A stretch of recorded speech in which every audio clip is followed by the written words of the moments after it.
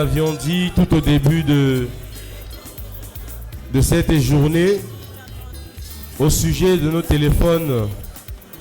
Merci de les mettre sous vibreur ou sous mode silencieux.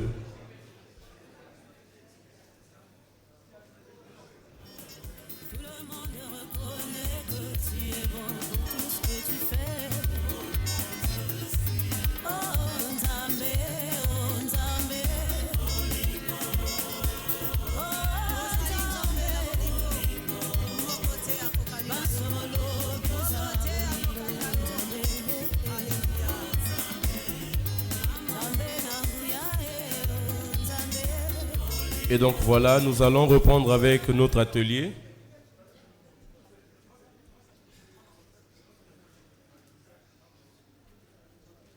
Nous allons nous faire violence quand même parce qu'il y a plusieurs intervenants. Et ici, le responsable de la commission diocésaine Évangile et Santé, la commission diocésaine pour la pastorale spéciale. Si le représentant est là, nous lui prions de bien vouloir passer pour son compte rendu. Et s'il n'est pas là, pour des raisons urgentes, nous faisons un saute-mouton pour passer le témoin au responsable de la commission diocésaine d'appui à l'organisation. Évangile et Santé, ok.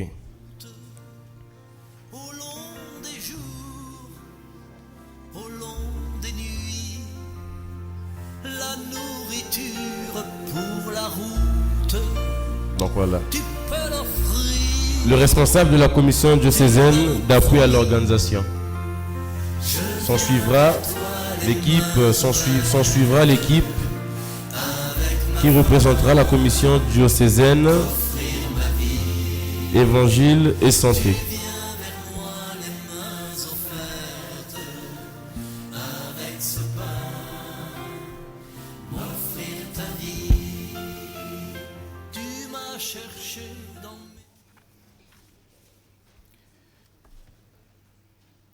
Non, Seigneur, chers frères et sœurs, en vos rangs, grades et qualités, toute préséance respectée.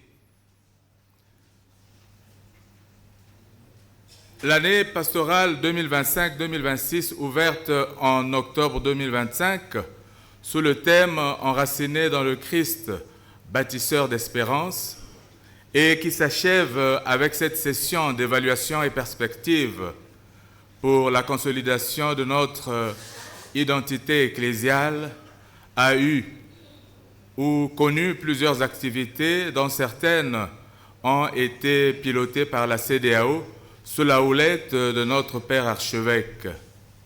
En effet, comme le précise le directoire diocésain à la page 55, titre 3, dédié aux commissions diocésaines, la CEDEAO a géré toutes les questions relatives à l'organisation matérielle et logistique pendant les grands événements et rassemblements diocésains durant cette année pastorale 2025-2026.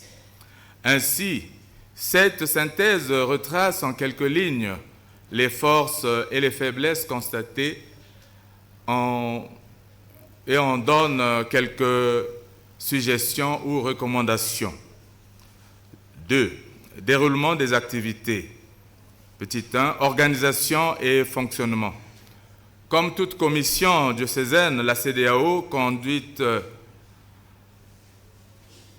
par son responsable et son aumônier, avec ses différentes sous-commissions, s'est attelée à préparer, assurer et garantir la réussite ou la bonne tenue des cérémonies diocésaines en s'associant parfois à la CDMS, CDS, CDL, CDPF, CDPJ et CDPE.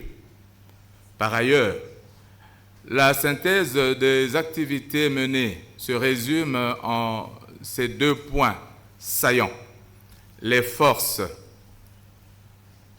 Une excellente préparation et gestion des activités, une diminution des erreurs dans les vices et procédures par rapport au début, une très bonne collaboration avec la CDMS et d'autres entités, paroisses, commissions ou mouvements d'apostolat, une bonne expertise à organiser la grande procession mariale. Les faiblesses, les difficultés à être reçus dans certaines paroisses et autres entités ou à couvrir toutes les paroisses lors des Nsinsani diocésains. Le manque de certains outils de travail, la non-acceptation de la CEDEAO par d'autres curés qui considèrent les frères et sœurs de la CEDEAO comme des espions de Monseigneur l'archevêque. Recommandations ou suggestions. Principalement, mieux équiper ou outiller les doyennés pour la bonne réussite de la grande procession mariale. En définitive, l'année pastorale qui prend fin avec cette session a été une année de consolidation des acquis, de bons résultats malgré quelques manquements. L'espoir est permis pour réaliser une très bonne prochaine édition de la grande procession mariale qui pointe à l'horizon. Je vous remercie. Je vais prendre quelques minutes pour préciser, pour expliquer à tous les conseillers la situation de la paroisse Sainte-Denise de Mikalou. Nous avons reçu mandat lors du dernier conseil diocésain de Monseigneur l'archevêque ainsi que tous les conseillers pour aller toucher du doigt la situation de la paroisse Sainte-Denise. Nous sommes arrivés dans une délégation de 5 personnes conduite par l'abbé Adrien, le frère Boris, vice-président du Bédal, le frère Robert Gomadeba, vice-président du conseil pastoral de la paroisse Saint-Kizito, le frère Silas Deo pour le compte des chorales et le frère Ngoï qui était notre chauffeur. Arrivé sur les lieux, Monsieur l'abbé Roncalli Bakekolo, curé de cette paroisse, nous a fait visiter le ravin. Et c'est avec désolation que nous avons vécu tout cela. Ensuite, nous sommes allés à la paroisse où nous attendaient quelques membres des 2 conseils, conseil pour les affaires économiques et conseil pastoral paroissial. Nous avons trouvé des gens désespérés qui n'attendent que le salut et que Monseigneur l'archevêque dise quelque chose de positif pour leur paroisse. Ensuite, nous nous sommes rendus sur le terrain qui est en vente.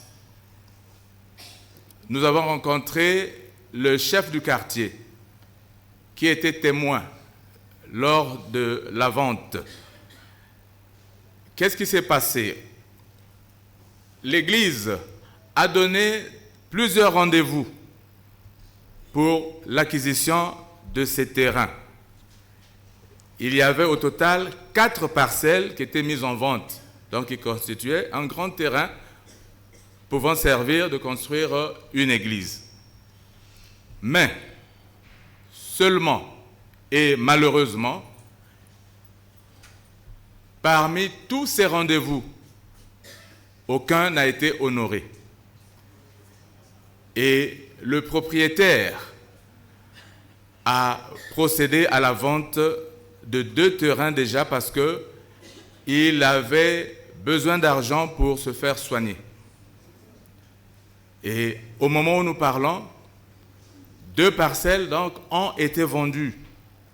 Ces parcelles qu'ils vendaient à 3,5 millions à l'église, ceux qui ont acheté les revendent aujourd'hui à 8 500 000.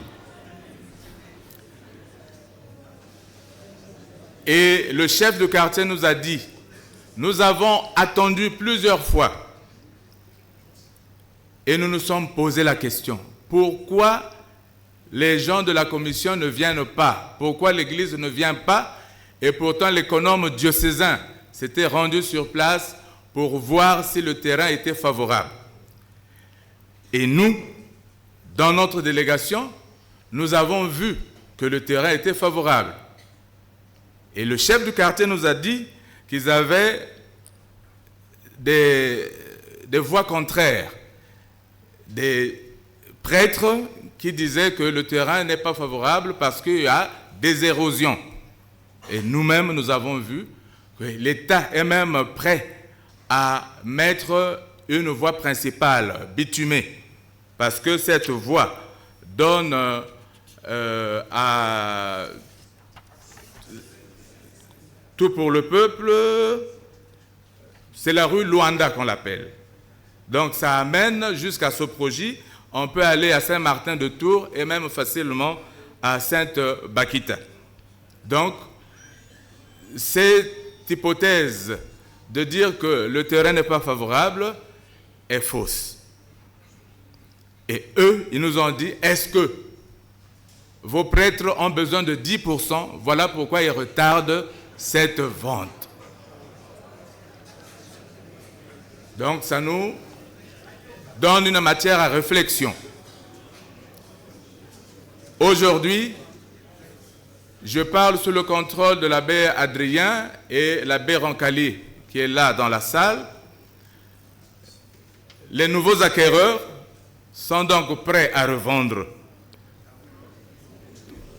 mais à 8 500 000. 8 500 000, ce n'est pas une parcelle, mais une parcelle à 3 500 000, 4 500 000, ce qui fera ces deux parcelles à 8 500 000.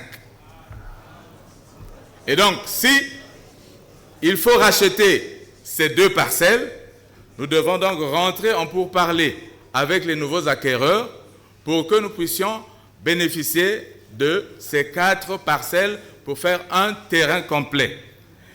Et à côté, il y a une maison inachevée. Il suffit de mettre la charpente et les ouvertures, ça peut servir de presbytère. Celui-là aussi est prêt à revendre, mais le coût n'est pas encore connu. À côté, il y a le chef de quartier qui nous a conduits chez lui parce qu'il a un site qui est mis en vente. Mais c'est un grand terrain où il y a déjà une grande maison bâtie en matériaux durables, où il y a une école privée et un bloc administratif ainsi que les sanitaires. Mais par rapport à Sainte-Denise, nous avons dit, ça, ce n'est pas intéressant pour la paroisse, à moins qu'on intéresse des congrégations religieuses. Voilà tout pour Sainte-Denise. Je vous remercie.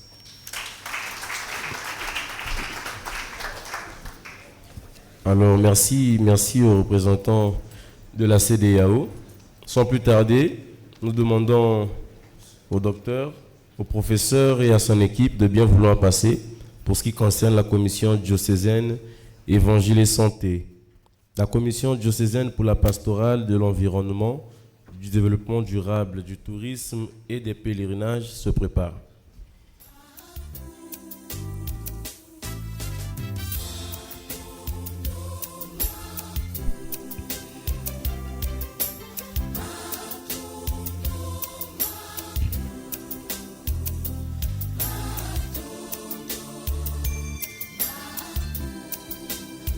Merci pour la parole.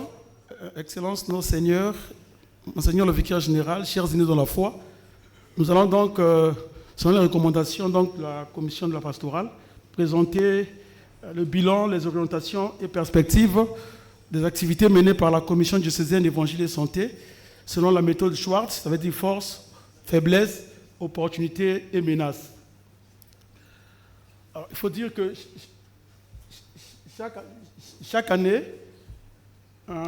la commission diocésaine d'Évangile et Santé met en place un plan de travail annuel budgétisé qui est validé en commission. Cette année pastorale, ce plan a comporté des activités et nous avons choisi 4 principales pour vous les présenter. Donc, activités de sensibilisation, de dépistage et de prise en charge, activités de formation, activités d'accompagnement et activités spirituelles en 5 minutes.